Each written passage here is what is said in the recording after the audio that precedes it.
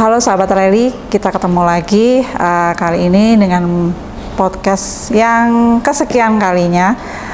Kali ini kita akan kedatangan tamu, seorang penyintas rematik autoimun yang penuh liku-liku dari ketika pertama kali terdiagnosa sampai kemudian mencapai pencapaian yang sampai sekarang ini. Banyak kisahnya, banyak air mata, banyak jatuh bangunnya. Siapa dia? Kita panggil Kak Naila.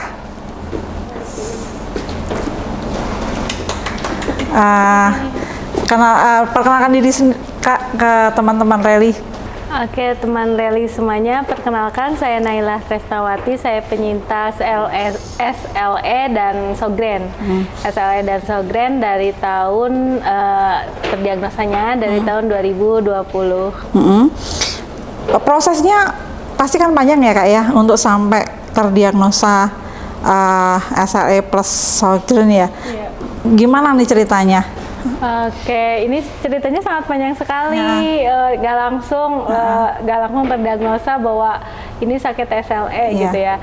Ini kalau yang saya rasakan itu dari 10 tahun sebelumnya. Berarti ini kan terdiagnosis tahun 2020 akhir ya. Jadi tahun 2008 kalau tidak salah ya 2009 saya sempat tiba-tiba nggak bisa jalan. Nggak bisa jalan, diduga HNP katanya. HNP, kemudian terapi biasa, fisioterapi. Namun pada saat itu saya alhamdulillah udah punya anak satu. Nah pas tahun berikutnya punya anak kedua lahir, saya agak riskan gitu. Nah dari situ lama terus tidak terasa lagi, hanya dijaga aja jadi nggak angkat berat. Namun tahun 2017 mulai ada gejala ya. Gejalanya apa tuh yang pertama, yang keluar pertama kali nih? Kalau saya nyerangnya ke kaku ya. Kaku sendi. Jadi bangun tidur tetap jadi nggak bisa jalan tiba-tiba. Jadi tiba-tiba saya tuh seperti lumpuh, nggak bisa jalan Kak. Lumpuh nggak bisa jalan. Saya pikir kena AC atau apa gitu ya Kak ya. Terus ke tukang urut yang pijat saraf gitu. Besoknya mungkin karena istirahat kali ya. Kalau sekarang jadi baikan. Kemudian gak begitu lama tiba-tiba sebelah tuh kayak Bell's palsy. Gak bisa gerak gitu. Kemudian ya gitu, jadi malam-malam darurat ke tukang pijat lagi, jadi digitu-gitu gitu. Sama kelamaan berhenti 1 bulan, kemudian kambuh lagi, migrain, vertigo, jadi sebelah tambah lagi gitu Kak.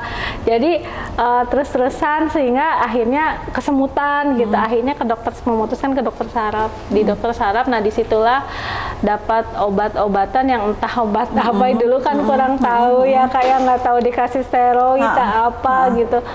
Jadi sampai pernah disuntik di bagian leher, di tengkorak di sini gitu. Jadi di terapi suntik baru saya bisa nengok gitu Kak.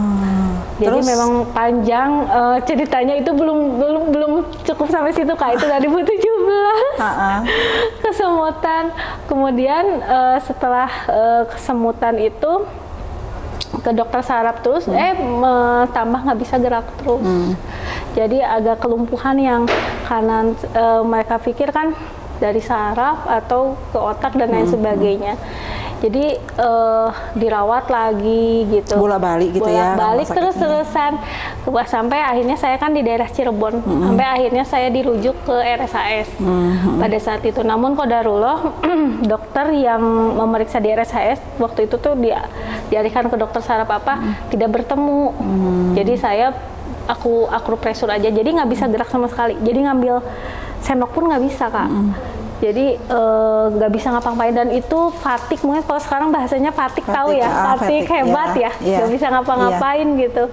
Jadi kayak pingsan gitu, tapi kita tuh ingat gitu nggak bisa ngapa-ngapain.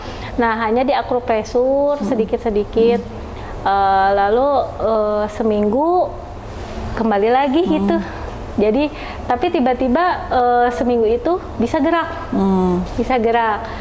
Jadi nggak terus-terusan gitu Kak. Terus akhirnya kalau pusingnya masih ada, kemudian saya kembali lagi aja ke dokter saraf yang di Cirebon karena pusingnya masih terus ya. ya. Akhirnya disarankan untuk MRI dan segalanya. MRI-nya juga katanya bingung, aman. Ada beberapa dokter yang mengatakan, oh ini ada tumor apa gitu di kepala, jadi harus segera dioperasi Kak pada saat itu. Nah disitulah tahun 2018, disitulah memutuskan untuk ke second opinion ke rumah sakit PON. Karena kan kalau berhubungan dengan tengkorak saya khawatir gitu, jadi saya mencari merujuk udah langsung aja ke Jakarta gitu. Di rumah sakit PON pas dilihat, karena saya itu ketika tidur ketika begitu tuh berdiri begitu mau muntah gitu, nggak bisa. Jadi harus nggak bisa terlentang dan nggak bisa pokoknya kayak orang tumor gitu, kayak ada gejala gitu. Kemudian akhirnya di CT angio dulu oleh dokternya, karena dokternya melihat kalau hasil MRI sih aman katanya. Nggak ada indikasi ke sana gitu. Apa yang harus saya operasi gitu. Kemudian di CT angio ternyata CT angio juga aman. Jadi akhirnya mengarah kayak wah ini diguna-guna. Terus sampai mengarah ke sana, habis dokter pada nggak tahu ini apa gitu. Dan saya yang sedihnya di situ, terpuruknya situ tuh disangka pura-pura ya. Kan nggak kelihatan ya, semuanya bagus semua ya. Jadi sampai saya di situ merasa drop. Ketika saya nggak bisa gerak pun juga, saya memaksakan untuk ngambil sendok sendiri, emang nggak bisa gitu. Jadi saya lemparin sendok, jadi cuma gerakannya cuma begini doang gitu Kak. Saya juga nggak paham ini sakit apa gitu. Nah akhirnya di situ saya menyerah tuh dengan berbagai obat, sudah konsumsi obat, saya menyerah dan saya nggak bisa duduk tegak begini, jadi saya pakai bantalan leher. Akhirnya dokter paling bisa solusinya ya pakai bantalan dulu gitu. Jadi ya udah pakai bantalan leher dulu gitu. Kemudian yang tiba-tiba juga ke mata Kak, sama bibir kering kan, ke mata sama bibir kering. Mata begitu juga ke dokter mata, bingung mereka tuh. Bingung. Akhirnya ya udah, saya tuh kan kerja di depan laptop. Artinya di situ saya harus mengurangi gitu katanya tuh di paparan radiasi. Oke, sudah dilakukan, tapi itu migrain belum kunjung sehat Kak, selama 2018 1 tahun itu. Jadi 2 bulan sekali, kita terus aja 1 bulan itu ke dokter bolak-balik sampai saya itu nggak putus asa sampai mau menemukan sakit saya tuh sakit apa gitu. Dengan tiba-tiba kalau misalnya kena dingin atau apa atau kecapean duduk, saya nggak bisa gerak sama sekali Kak. Sakit nyeri gitu ya? Jadi belikat ya, ke bawah tuh kaku. Geraknya bisa, nggak bisa. Sampai menikmati proses itu, tiba-tiba sembuh juga 3 harinya akhirnya saya diterapi ke urut ya seminggu sekali. Agak mendingan untuk yang ini, tapi kalau migrainnya belum karena tukang urut nggak berani. Dan itu kondisi kalau lagi drop ke rumah sakit, dan di rumah sakit pun juga lagi-lagi nggak ada solusi Kak. Jadi hanya dikasih vitamin dan dokter juga bingung gitu. Pada tahun 2019 baru itu gejalanya pindah lagi. Selain ini itu ke pencernaan Kak. Tidak bisa tiba-tiba tidak bisa pup sama sekali. Tidak bisa buang air besar ya. Buang air besar buang air besar sama sekali. Nah di situ dari situ yang paling menderita maka saya udah di akhirnya saya rumah sakit Bandung mohon maaf, rumah sakit Cirebon tidak ada yang paham, tidak ada yang bisa, karena obat apapun juga tetap nggak keluar Kak. Mules apa tapi tetap nggak keluar, nggak ngerti. Mereka pikir tuh ada kayak cancer gitu katanya gitu. Akhirnya ya udahlah, saya putuskan lagi ke Jakarta aja langsung. Ada dokter digestif ya, bedah digestif. Nah di situ biar tambah yakin bahwa saya tuh aman, karena pencegahan mah lebih baik gitu. Diperiksa tuh aman Kak. Aman juga, nggak ketemu juga ya. Di CT abdomen pun aman Kak. Jadi saya tuh yang sedihnya di situ seperti yang di apa membuat seperti cari perhatian keluarga gitu, menyusahkan orang lain gitu. Nah, di situ rada ngedrop di situ. Tapi saya tuh sakit gitu, mau kemana ini tuh sampai perut tuh sampai memang susah pup, mau gimana gitu. Nah kemudian akhirnya dikasih fluid enema ya apa ya yang di pencahar ya, pencahar. Karena kalau pakai yang kecil gitu udah nggak bisa, jadi harus 1 botol gitu. Terus lagi-lagi ketika pulang ke Cirebon masuk rumah sakit. Karena masih bolak-balik gitu ya? Iya, karena sayanya juga ditambah ngedrop, nggak bisa jalan sama sekali. Jadi kayak kelayangan banget gitu, Kak. Nah, di situ dirawat lagi, lama lagi dirawat. Ya udah GERD kena dan semuanya udah kan jadi segala kena, empedu kena, hati kena. Waktu itu ngedrop sampai jelek banget. Sesek juga. Iya, sayanya sesek napas. Tambah sesak nafas, udah ngedrop sama sekali, udah banyak yang nengok nih Kak. udah banyak yang nengok, udah putus asa. Di situ saya hanya bisa makan bubur aja gitu Kak, karena diisi pun juga. Nah itu yang merasa saya sakit hebatnya di situ sih, yang merasa sampai udah rada putus asa di situ sih Kak, terkait udah ke pencernaan, udah gitu. Saya pikir kan saya berbagai macam obat, karena obat begitu. Nah dari situ udah dokter yang di Cirebon mah menginginkan diambil empedu gitu.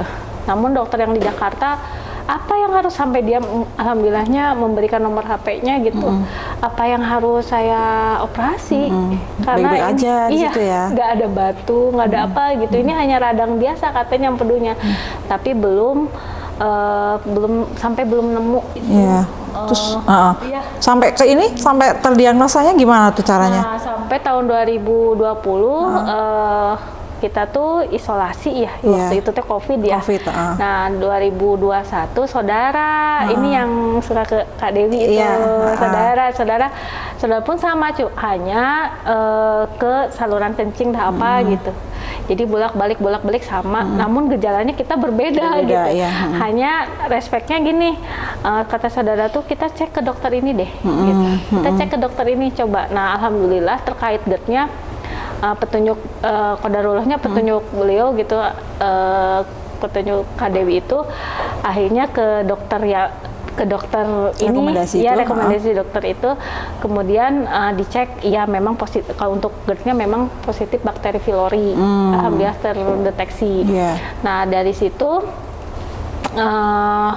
beliau masih, kalau dari ciri klinis sih asa mengarah sana gitu, karena yang Kak Dewi ini tuh anatesnya udah positif, beliau mah anatesnya positif masalahnya, jadi sudah oke, langsung rujuk ke Dokter Lani itu ke Bandung. Nah kalau saya masalahnya di sini pylori positif tapi anatesnya negatif. Anates negatif, sehingga kan di sini perkiraan ini bukan gitu. Saya masih didiagnosis bukan kan tahun 2020 akhir tuh. Nah akhirnya saya kolik lagi perut, dirawat lagi. Nah disitulah dokter uji coba yang steroid 320 mili gitu Kak. Nah, membaik kan ya. Tiba-tiba baik aja. Nah pas pulang ke rumah kan dosis turun drastis kan, jadi pokoknya jadi ke tablet yang 32 mg itu 3 kali gitu. Berarti 3 kali 8 mili. Enggak 3 mili. Ada yang 32 mili deh kalau tidak salah ya, kayak 3 kali sehari. Nah di situ baru ngedrop. Kerasa Kak, ke sendi-sendi kaki, mulailah di situ nyerangnya ke kaki gitu. Nah dari situ bolak-balik belum kunjung juga. Akhirnya dokter ya itu ceritanya, ya udah dokter meraba-raba aja. Akhirnya ya alhamdulillah ketemu. Reli. Berarti akhirnya merekomendasikan ke Bandung itu. Berarti ketemunya di sini ya, di rumah sakit rujukan tipe A ya? Iya, jadi langsung yang Kak Yuli, saya alhamdulillah entah itu ya dapat dari bukan Facebook, dari IG atau apa ya? Medsosnya Reli ya? Iya, di ikut webinar dulu awalnya webinar, terus saya konsultasi dulu, terus setelah konsultasi ayo ke dokter yang di Bandung itu ya, alhamdulillah terus dicari di situ dan akhirnya tegak, ya. Akhirnya tegak. Terus obatnya pun juga alhamdulillah kan ya dicari-cari yang cocok, ya alhamdulillah ada yang cocok, alhamdulillah banget sih. Jadi sampai sekarang perbaikannya sudah terlihat sekali ya dari awal ketika kakak fase terendahnya yang sampai nggak bisa bangun itu ya berarti ya? Iya, nggak bisa bangun, nggak bisa, udah makan aja nggak bisa, udah napas aja udah nggak bisa. Oke, berarti dari pengalaman Kak Nailah ini kita tahu ya bahwa pendiagnosa suatu penyakit rematik autoimun itu tidak mudah karena dia gejalanya bisa menyerupai penyakit-penyakit yang lain. Jadi dari tahun berarti berapa tahun tuh sampai akhirnya tegak diagnosa? 10 tahun teman-teman, berganti-ganti rumah sakit, berganti-ganti dokter gitu ya. Kemudian Kak, dari keluarga gimana nih? 10 tahun kan tentunya gini ya, yang ada apa ya, ada stigma bahwa ini manja, ini cari perhatian seperti tadi kakak bilang ya. Karena kan nggak kelihatan sakit, kita dari luar mungkin baik-baik saja, pendukung juga nggak ada, artinya diagnosa pendukungnya nggak mendukung ya. Tapi memang kita benar-benar sakit gitu. Nah, waktu itu gimana nih sikapnya keluarga sama kakak nih? Waktu itu alhamdulillahnya itu memang apa ya, saya itu menikah muda ya Kak ya. Jadi otomatis hidup tuh sama suami ya, sama suami dibandingkan dengan orang tua, walaupun memang karena masih muda ya, orang tua masih ada ya. Jadi waktu masih ada orang tua itu saya kan selalu ngedrop, apalagi habis melahirkan tuh. Suka ada-ada aja gitu peradangan tuh ya, mungkin kalau sekarang paham ya terkait peradangan, aduh. Jadi memang kalau disebut penyakitan mah iya ya, jadi manja gitu, sangat dibilang manja, iya. Jadi kalau orang lain kan ini dari melahirkan dulu ya Kak ya, dari melahirkan, kalau orang lain kan bisa dengan apalagi dengan bidan ataupun dengan seadanya gitu, ataupun dengan sesar pun juga yang nggak kalau Sunda ririwit itu apa ya, kalau bahasa Jawanya pemulihannya cepat. Ya kalau saya lama gitu Kak, terus habis itu dikuret lagi gitu, pernah infeksi rahim dan lain sebagainya. Jadi memang stigma keluarga yang memang dibilang penyakitan gitu ya, memang terkendala di penyakit ini tuh yang seperti nyusahin orang lain ya. Iya, terus kan mungkin pemahamannya juga belum semua orang di sekitar kita paham bahwa ini tuh sebuah penyakit yang susah-susah gampang gitu ya, yang nggak kelihatan dari luar, tapi yang penyintasnya yang merasakan efeknya. Nah, berarti kakak udah menikah ya waktu itu ya, sudah punya anak ya. Suami gimana waktu itu? Waktu itu apakah suami istilahnya tetap mendukung kakak dalam artian mengantar ke dokter, mengingatkan mungkin ketika kita harus minum obat, ketika kita posisinya seperti mau menyerah, kayak gitu gimana Kak? Awal-awal sih waktu saya pertama sakit nggak bisa jalan awal 2008 mah, waktu pertama kali mah aman ya, maksudnya secara normal ngantar kenapa gitu. Tapi kalau sudah lama kelamaan saya bolak-balik rumah sakit, kadang rumah sakit juga sendirian Kak. Gitu, bahkan tengah malam kalau jam 2 malam saya itu kan kendalanya di mah ya, sama tiba-tiba pencernaan diare gitu. Nah itu saya tuh sudah langganan kan ke UGD, jadi UGD itu udah langganan, udah tahu gitu saya obat apa ini anti ini gitu sayanya tuh, karena amannya di situ. Memang sudah tidak mengantar karena bosen kali ya. Pernah tercetus kah? Apakah masih pernah tercetus gitu nggak sih? Bosen secara verbal mah enggak ya, hanya perilaku ya. Jadi gitu sudah mulai malas-malasan dalam menunggu, ataupun ketika saya dirawat pun juga gitu. Nah itu kan tambah saya pun tambah aduh ini sakit apa gitu ya, jadi menyusahkan orang gitu, sampai memang banyaknya sih di rumah sakit sendirian pada saat itu pada saat itu di rumah sakit ya sendirian, karena saya tuh orangnya begini fokusnya terkait diri saya, tapi memang jadi sering ribut jadinya akhirnya. Karena sayanya kan mungkin merasa, aduh nggak enak juga gitu, merasa sakit, siapa yang mau gitu sakit ini, tapi memang banyak yang nggak percaya gitu ya dengan sakit kita seperti itu gitu, yang tiba-tiba kayak nggak bisa apa, ini tuh pokoknya kaku nggak bisa gitu, nggak bisa apa, dari nyangap tuh nggak bisa nutup ini tuh ya. Tiba-tiba suka begitu gitu, padahal nggak lagi makan keras, enggak gitu. Terus ya banyak hal lain yang keanehan lain yang terjadi, yang seringnya sih tiba-tiba perut ya, masalah perut. Saya memang langganan. Sensi banget ya. Kalau masalah perut. Jadi memang saya sendirian, ke dokter saraf pun juga saya sendirian kan. Kakak kerja kan ya ini ya? Iya. Rekan-rekan kerja bagaimana? Tahu nggak ini kalau kakak sakit seperti ini?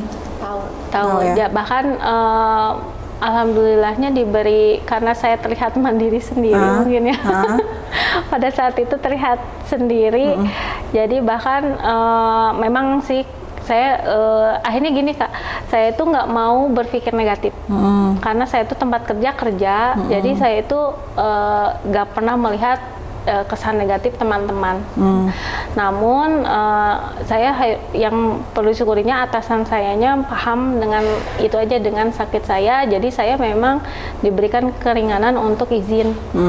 Ataupun kalau sekarang kan online ya. Kalau sekarang online, tapi saya meskipun begitu saya tetap berusaha Kak, buat bekerja ataupun semaksimal mungkin, seoptimal mungkin lah pada saat keadaan tersebut gitu. Bahkan kalaupun saya sakit, saya digantikan oleh atasan saya gitu. Alhamdulillah sih pada baik. Mendukung gitu. Ya berarti mendukung, ya, yang rekan-rekan kerja mendukung ya. Ya, namun memang sayanya harus kerja seoptimal ya, seusaha semaksimal mungkin. Itu yang jadi saya tuh lebih banyak apa ya? Lebih banyak mencari positifnya ya, dibandingkan saya sedih dengan takdir ini gitu. Misalnya saya nggak ada yang mengantar ke rumah sakit ataupun apa, saya tuh masih nyetir sendiri loh Kak. Masih ini ya? Masih nyetir, walaupun sebelah udah kesemutan, ini ada termos, saya tuh masih jam 2 pagi itu saya masih nyetir sendiri. Saya tuh di UGD tuh, kemana suaminya? Sedang kerja di luar kota gitu. Terus ini Kak, apa namanya, waktu itu kakak sempat cerita ya kalau sempat mau melanjutkan ke jenjang yang lebih tinggi ya. Bisa ceritakan nggak itu Kak? Ada pengaruhnya nggak ini? Ada hambatan nggak ketika ternyata si penyakit autoimun ini mengganggu proses kakak ke sana? Ya, sebetulnya banyak ini yang bikin drop. Saya tuh sedihnya tuh gini Kak, setiap ada tantangan, saya tuh insya Allah selalu gak dibuat sedih, sekalipun terkait rumah tangga saya misalnya. Ada apa nih dengan rumah tangganya? Misalnya dalam misalnya yang seperti tadi tidak mengantar, ataupun apakah suami itu menerima saya enggak gitu ya Kak ya. Saya terus cari berusaha lagi gitu ya Kak ya, berusaha lagi, yaudah nggak apa-apa ya, saya jalan aja gitu, saya jalan. Nah, tapi yang saya heran itu sampai suatu hari saya tuh memang dosa ya, gak boleh seperti itu. Saya, ya Allah, saya tuh sakit apa sih ini? Ada apa sih sama saya itu? Ini tantangan di depan terus aja gitu. Hambatan, rintangan tuh ada, tapi setiap saya menyelesaikannya ada lagi yang lebih gitu. Nah ini salah satunya ini Kak, saya dalam pekerjaan saya seoptimal mungkin, saya harus semaksimal mungkin bekerja. Akhirnya alhamdulillah teratasi. Kemudian karena saya menyukai tantangan juga Kak. Kemudian nah ini yang tantangan ini yang masalah sekolah lanjutan. S3 ya, kalau nggak salah ya. Teman-teman, ini adalah salah satu penyintas rematik autoimun yang berhasil loh dalam studinya. Sampai sekarang masih menempuh S3 ya? Masih, namun ini ada hambatan. Ini saya ada ceritanya S3 pun juga, karena saya melakukan penelitian nih. Jadi kerjasama dengan kampus yang dimana saya itu dari nol menjalin kerjasama dengan profesor ini. Masya Allah, luar biasa sih. Alhamdulillah dengan saya tuh semangat sekali dan beliau pun juga menginginkan saya untuk ayo lanjut dengan saya gitu. Jadi saya tuh udah judul dan lain sebagainya untuk promotor tuh sudah dapat gitu. Nah, qadarulahnya ini sedihnya tantangan apa lagi ini. Nah, di tengah-tengah di sini sakit itu. Ya, nah itu yang tahun 2021 ini saya harapan inginnya 3 tahun lulus. Tapi di semester awal pun juga saya sudah tumbang. Berarti sempat berhenti ya? Ini berhenti, Kak. Sempat berhenti. Ini berhenti. Pas saya mau gabung lagi sekarang, ini saya pun juga ini masih menghadapi tantangannya, Kak. Sekarang ya, masih proses untuk kembali lagi ke bangku kuliah. Iya. Nah, kemudian ada tantangannya itu kita kan sudah nggak online tuh, Kak. Iya. Jadi offline. Jauh ini. Tetangga. Oh. Karena saya tuh di kampus saya itu qadarullah tuh dialihkan ke kampus lama dan itu kemarin saya uji coba dengan suami saya tuh tangga nggak ada lift. Nggak ada, jadi yang kampus barunya tuh dipakai Fakultas Kedokteran ya. Jadi kampus lamanya, jadi saya di Gunung Pati itu kampus lama itu turun ke bawah gitu. Terus gimana besok? Nah, dan satu lagi qadarulahnya itu saya kan jatah cuti itu hanya 2 semester. Sedangkan saya itu berhenti hampir 2,5 tahun ya itu tuh berarti 2,5 tahun. Berarti kan jatah cuti itu sebetulnya mah habis kan. Jadi saya itu terkait di sisanya itu biayanya itu kan jadi besar, Kak. Selain biayanya besar, oke lah kita akan masuk biaya besar itu selama 3 semester kita sama ini 4 semester kita bayar, namun kan jatah waktu kuliah kita kan jadi sempit. Sedangkan kalau S3 kan kita nunggu publish jurnal dan lain sebagainya itu lama. Jadi tetap akhirnya solusinya saya mengundurkan diri, Kak. Sekarang ini? Ya, posisi mengundurkan diri, namun bukan mengundurkan diri itu bukan saya berhenti. Insya Allah tidak berhenti, namun masuk ke jalur RPL kalau sekarang mah. Oh iya. Jalur RPL. Jadi akhir tahun ini masuk lagi jalur RPL yang dimana transkrip saya itu masih berlaku. Masih berlaku. Jadi tidak usah dari semester 1. Jadi langsung gitu. Dan tapi saya lagi-lagi saya manfaatkan waktu ini untuk menstabilkan kondisi untuk, ya, betul. Kaki, tubuh dan siap untuk begadang-begadang lagi. Tapi tetap ini ya, tetap harus jaga kondisi ya. Karena kan kita tahu ya, penyakit rematik atau imun itu triggernya, pasti ada triggernya. Ketika kita flare up, itu pasti ada triggernya. Salah satu triggernya adalah stres, ya, manajemen psikisnya, terus kemudian kecapean. Nah, ini biasanya mengganggu teman-teman ketika mungkin mau ujian, sedang mengejar sesuatu yang dipikir banget itu, dipikirkan dalam gitu ya. Nah itu berarti kan untuk Kak Naila tetap harus bisa jaga kondisi betul itu ya, karena kan pasti nggak gampang itu.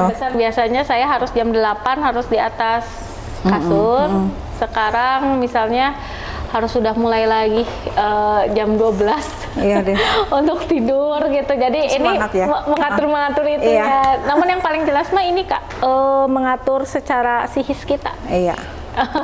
Ini kan perlu dukungan banget nih dari orang-orang terdekat. Iya. Sekarang yang paling terdekat kan adalah suami. Kita panggilkan ya suaminya Kak Naila ya. Silakan Kak. Nama saya Tatang Irawan, suami dari Tresnawati. Agak ini tambah volume bisa? Oh bisa. Namanya siapa Kak? Tatang Irawan. Oke. Tentunya Kakak yang lebih tahu nih kesehariannya Kak Naila kayak seperti apa, mungkin saat-saat dropnya Kak Naila seperti apa. Kemudian sekarang posisinya ini kan Kak Naila sedang mengejar mimpinya ya.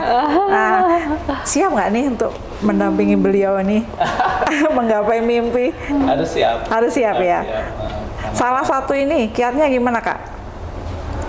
Salah satu yang paling utama tuh sabar. Terus? Karena di satu sisi kan ada tanggung jawab kuliah, di satu sisi ada kewajiban terus uangnya. Nah ketika lagi kuliah terus timbul flare, nah situ baru wah udah Kesabaran juga. Segala kerasa gitu aja. Sabar belum sabar.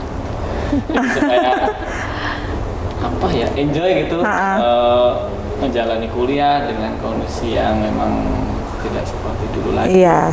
Artinya kan berarti kakak ini sebagai remindernya Kak Naila ya, ketika dia kenceng banget sedang mengejar mimpinya kakak yang ntar dulu istirahat dulu kayak gitu ya kak ya, atur napas dulu gitu ya. Ya nanti kalau misalnya udah siap lagi berlari gitu ya. Oke. Karena kan kadang-kadang kita kadang lupa ya kayak asik gitu kan mengejar mimpi sampai lupa aduh kondisinya lagi ngetop kayak gitu ya. Diperlukan caregiver yang memang benar-benar ngerti kita dan benar-benar tahulah kapan kita harus sejenak beristirahat gitu ya. Terus tantangannya lain apa kak? Mendampingi seorang istri dengan penyintas penyakit kronis yang tentunya harus berobat rutin dengan segala manifestasinya, dengan segala dinamikanya. Tantangan terberatnya apa? Tantangan terberat? Ya. Kalau tantangan terberat sih sebenarnya begini, ketika saya menikahi beliau, artinya ada satu tanggung jawab atau konsekuensi yang sudah harus saya siapkan. Saya harus siap gitu ya, apapun baik buruk apapun itu. Nah, ketika di vonis ini artinya ya mau nggak mau saya harus all out gitu. Entah itu flare, entah itu stabilnya, flare-nya gitu. Dan segala ya gitu. Mencintai dalam sehat dan sakit lah. Gitu ya kak ya. Suami siaga. Suami siaga. Oke, tapi pernah nggak sih Kak Naila ini bandel gitu nggak mau minum obat seperti itu? Pernah nggak? Kalau minum obat sih istri lebih apa ya? Aware gitu ya, lebih ingat dari saya gitu. Oh gitu ya, nggak perlu diingatkan lagi ya. Lupa gitu.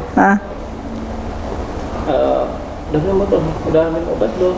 Cek sendiri. Hitung sendiri gitu ya. Oke, artinya kepatuhan obat inilah ya, Kak Naila sudah bisa diandalkan gitu ya. Tinggal mungkin sebagai suami mendampingi secara psikologisnya aja ya. Mungkin pada saat drop kan bagaimanapun gitu kan kita tetap butuh sandaran gitu ya kak ya. Termasuk mengantar periksa dan sebagainya sekarang. Sudah. Sudah. Ini khawatir ini kayak yang tadi saya cerita itu kan masa lalu. Masa lalu. Ini yang sekarang. Begitu ya teman-teman. Jadi ada 2 part nih ya. Satu part yang pertama. Khawatir ini karena memang itu akan menjadi permasalahan dalam rumah tangga itu sakit SL itu pasti. Karena dengan dropnya kita, dengan sakit-sakitnya kita itu pasti menimbulkan sebuah permasalahan salah satunya rumah tangga. Dan alhamdulillah di tahun kita 2020 ya. Jadi saya kodarulahnya saya sakit kedeteksi ini pun juga ya dukungan beliau gitu, dukungan suami yang sekarang. Yang sekarang ya berarti yang part kedua dalam hidup ya. Ya betul. Betul. Jadi ini tuh menikahi saya memang dalam keadaan saya sakit. Jadi udah tahu sakitnya ya. Betul, karena saya sebelumnya sudah memberitahu bahwa saya memang sedang sakit tapi belum ketahuan. Belum tahu ya. Waktu menikah belum tahu kalau ini sakit autoimun gitu belum ya? Jadi tahu kalau beliau ini sakit, cuman belum tahu sakitnya apa ya? Iya, karena ini yang mengantarkan saya ke mana. Jadi terus dicari. Jadi kalau ini sakit, ayo sampai tamat. Biasanya kalau saya tuh kan udah ini gitu, diam dulu gitu. Ini yang terus mengusahakan. Jadi di sini dia mengusahakan sampai ke terapinya juga ya. Sampai ke terapinya dia mengusahakan memotivasi untuk bangkit lagi itu memang iya sih gitu oleh suami gitu. Jadi ketika sedang dirawat juga pernah ya, itu terakhir dirawat ya 2000 yang dikasih steroid itu. Yang ketahuan Vilori itu ini berarti bersama suami yang sekarang. Jadi memang mulai ditata lagi pikirannya, di manage lagi. Jadi mulai ditata kesehatan saya, kehidupan saya itu dengan suami yang kedua. Oke, berarti tadi mungkin sedikit bingung ya dengan kisah ini tadi kan ya. Saya agak mau masuk, agak bingung juga gitu kan. Tetapi ternyata ketahuan bahwa ada 2 part dalam kisahnya Kak Nailah ya. Jadi yang pertama tadi memang kisah yang sedih ya Kak ya. Sekarang sudah menemukan kembali kebahagiaannya. Mudah-mudahan nanti ke depannya semakin baik, semakin stabil. Sudah jarang flare kan ya sekarang? Alhamdulillah enggak ya. Alhamdulillah. Hanya memang korban flare tuh suami. Maksudnya gimana nih? Gimana maksudnya? Jadi apa ya? Flare tuh gini, kalau saya tuh misalnya kecapean di luar kota, kalau saya kayak kemarin tuh dari Jogja, saya sampai berhenti dulu di Semarang Kak, nginep lagi di Semarang, saya nggak bisa gerak sebelah, itu kan kecapean. Jadi suami itu cepat tanggap Kak. Kalau gini cepat tanggap, terus alhamdulillahnya, ya Mas Allah ya alhamdulillahnya, respect tahu gitu apa yang dibutuhkan gitu, dan tempat pelampiasan amarah dan emosi. Pokoknya siap segala. Kak, mau tanya nih, Kak, tahu nggak sih sebenarnya tentang penyakit ini? Maksudnya bahwa penyintas penyakit ini tuh akan mengalami fluktuatif emosi, kemudian kondisi juga kita nggak pernah tahu ya kapan kita ngedrop kayak gitu kan, nggak pernah. Meskipun tetap ada sinyal-sinyalnya, ada alarmnya ya kalau kita bilang. Tapi pernah nggak nyenengan membayangkan bahwa penyakit ini tuh saya akan hidup bersama seseorang dengan dinamika yang kadang tidak tertebak. Tahu nggak kalau ternyata seperti ini gitu loh? Enggak ya. Tapi tetap mau bersama Kak Nailah, kenapa? Iya nggak? Masih banyak pertanyaan seperti itu. Kenapa?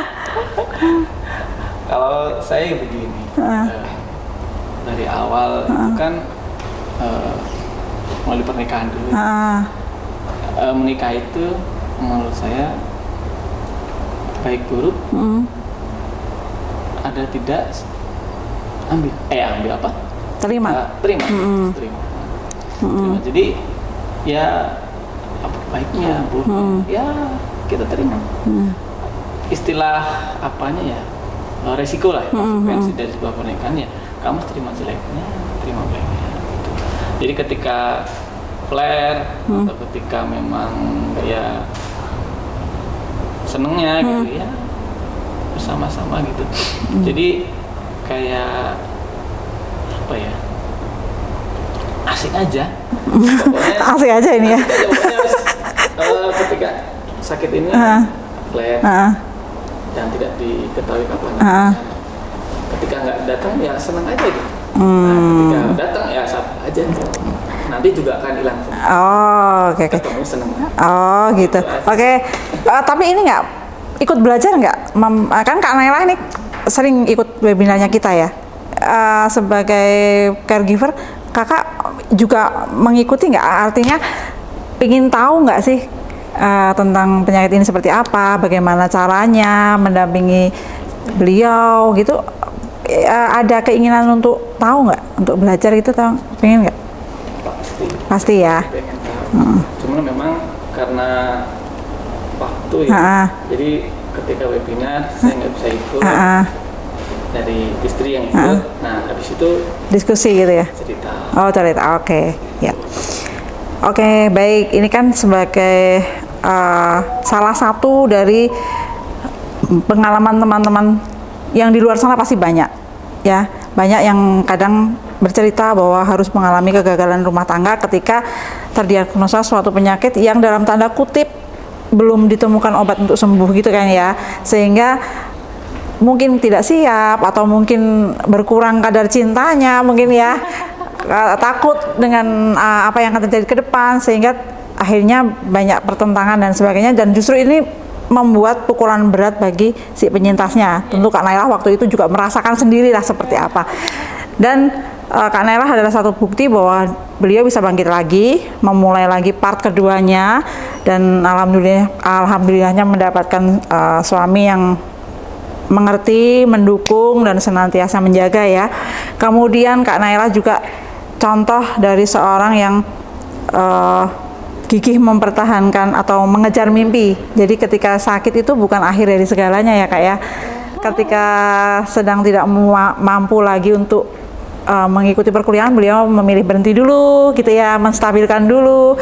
Nanti ketika stabil, beliau akan kejar lagi gitu ya. Itu pesan dari percakapan kita sore hari ini ya.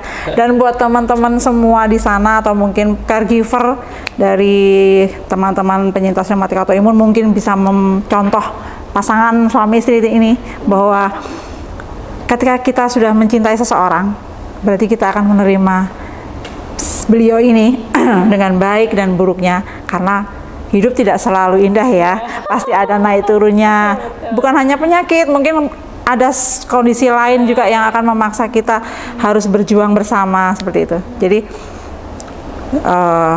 mari kita sama-sama belajar dari kisah kedua tamu kita sore hari ini, bahwa segala sesuatunya itu kalau disikapi dengan ikhlas, ya kan, dengan ikhlas dan sabar, nggak ada yang berat ya Kak ya, kalau berdua ya, di ini berdua ya gitu ya. Semoga teman-teman terinspirasi dengan kisah sore hari ini, dan buat teman-teman yang lain yang ingin hadir di podcastnya Rally bisa menghubungi atau DM admin ya, nanti akan kita hubungi kembali dan kita menunggu sharing teman-teman, karena siapa tahu kisah dari teman-teman itu akan memberikan inspirasi juga bagi orang lain. Terima kasih sekali ya Kak Naila dan Kak dan suami yang sudah meluangkan waktu jauh-jauh dari Cirebon ya. Dari Cirebon ini. Terima kasih sekali atas kehadirannya sore hari ini. Semoga sehat terus, stabil terus, penuh berkah hidup rumah tangganya. Kemudian tercapai juga ya cita-citanya. Ditunggu ini kabar S3-nya. Semangat ya. Terima kasih, sampai jumpa kembali.